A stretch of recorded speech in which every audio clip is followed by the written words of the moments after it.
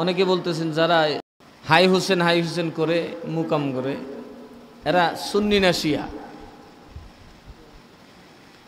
প্রশ্নের জালে জানবাসন আজকে কঠিন হয়ে গেছে, মেসেজ আসে একটার পর একটা। আসলে সুন্নি শিয়া কথাটা এত সহজে কাউকে বলা যাবে না। এটা আকীদার ব্যাপার। কিসের ব্যাপার? সুন্নিদের সাথে শিয়াদের আকীদার অনেক ফারাক, আকাশে পাতালে ফারাক।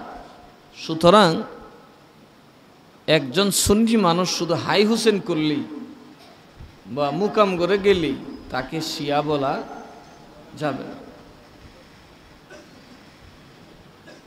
কি বলা যাবে না? শিয়া বলা। কারণ এরা একটা ভালো বা মন্দ একটা আমল না করতেছে, বুকে চাপড়াইতেছে, হাই হোসেন করতেছে, অথবা নারী পুরুষ একসাথে হয়ে গেছে। এটা তো আকীদার ব্যাপার না, এটা এদের আমলে গলদ, পর্দার খেলাপ করতেছে, ঠিক না? বা এটা নিরামিষ খায় না, এটা এরার ব্যাপার। নিরামিষ খায়, কিছু বাড়াবাড়ি আছে, টুপি মাথার দিলে খুলে লাই নাকি, আমি দেখি নাই। আজের এত অপবাদ দেওয়া যাবে না। শুনছি আর কি, টুপি নাকি খুলে ফেলে, জুতা খুলে ফেলে, এগুলো এদের ব্যাপার। এদের এরিয়ার একটা জায়গায় যদি মিলাদ পরে 10 জনে, তা আপনি যদি জুতা নিয়ে টটো করে হাঁটেন, তার একবার ধমক দিব না? আসলে ইশকের ভিত্তিতে মানুষ কিছু উল্টাপাল্টা কাজও করে, এগুলাকে শুধরাই দিতে হবে। তো এতটুকুর জন্য কাউকে শিয়া বলা যাবে না। শিয়া বলতে গেলে অনেক ব্যাখ্যার প্রয়োজন, অনেক আকীদার ব্যাপার আছে শিয়াদের সাথে আমাদের, অনেক রাতার দিন তফাৎ। ওইগুলা যদি না পাওয়া যায় তাহলে কাউকে শিয়া বলা যাবে না। 2, আমালান শিয়া, ওদেরকে আমলি শিয়া বলা যাবে কিনা? যেমন ওই দিন একজন মুফতি সাহেব বললেন যে আমাদের দেশে যারা তাজিয়াদার এরা আকীদাতান সুন্নি, আমলান শিয়া। আমি বললাম না, আমলেও এরা শিয়া না, আমলেও এরা শিয়া না। কিভাবে হবে? আমল কি? নামাজ। কথা কয় না? আমল কি? নামাজ। ওরা নামাজ পড়ে হানাফিদের নামাজ, তো হানাফি আবার শিয়া হয় কেমনে? আপনি কোন আমলটাকে আকীদার সাথে কাউন্ট করবেন?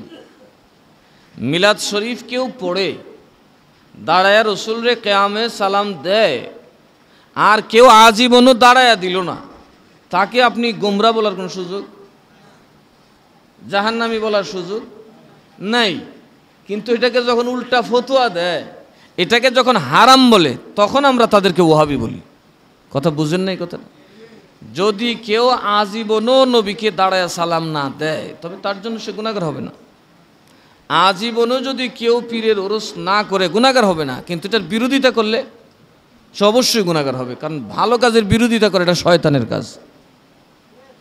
আর যেহেতু আল্লাহ বলেছেন ভালো কাজে তোমরা অগ্রসর হও, সেক্ষেত্রে সওয়াবের কাজ, মুস্তাহাব কাজ আমি করলে সমস্যা কি? মুস্তাহাব কাজের অনেক উপকার, অনেক কল্যাণ আছে। ওরস করার অনেক কল্যাণ আছে, অনেক উপকার আছে, বহুবিধ উপকার আছে। যদিও আমরা তথাকথিত উরুস না, যেগুলার শুধু অপকার আর অপকারই আছে। এজন্য আমাদেরকে পার্ট করে কথা বলতে হবে। সব উরুস বৈধ না, সব মাজারে যাওয়ার কোনো যৌক্তিকতা নাই। সব মাজার না, কিছু আছে বাজার। তো বাজারে গেলে বাজার পাবেন, মাজারে গেলে মাজারেরটা পাবেন। এই জন্য আপনাকে মাজার যাচাই করে যেতে হবে, এটা অলির মাজার নাকি ফুটলাসার মাজার, এটা বুঝে যেতে হবে না। মাজার বানাইলে তো জনে একটা বানাইতে পারবেন। আমার আব্বার আমি মহব্বত করে আমি এক মাজার বানাই, বসে তো সমস্যা আছে। তো যদি এদেরকে আমলান শিয়া বলা হয়, এটাও ভুল।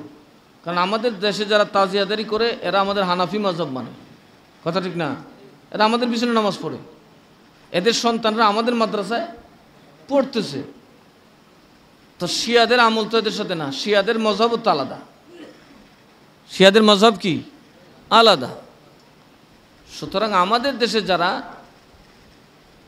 এই মুহররমের 10 তারিখ আসলে একটু হাই হোসেন করে বা ঘোড়া টোরা বানায়, এগুলা যদিও আলেমরা সমর্থন করে না, আবেগের বেশি ওরা বানায় আর কি, একটা নিশানা তৈরি করে। এই জন্য এদেরকে কাফের, মুশরিক বা দুর্গা পূজারীও বলা উচিত হবে না। তো আমাদের মধ্যে শালীনতা থাকতে হবে। শিয়া ফতোয়া দিতে গেলে অনেক ব্যাখ্যার ব্যাপার আছে, একজনকে বাতিল ফতোয়া দিতে গেলে। যেমন আমরা ওয়াহাবি বলি, তাদের সাথে আমরা বিয়ে শাদী চলাফেরা আছে না নাই, কিন্তু নামাজ পড়ি না। কি পড়ি না?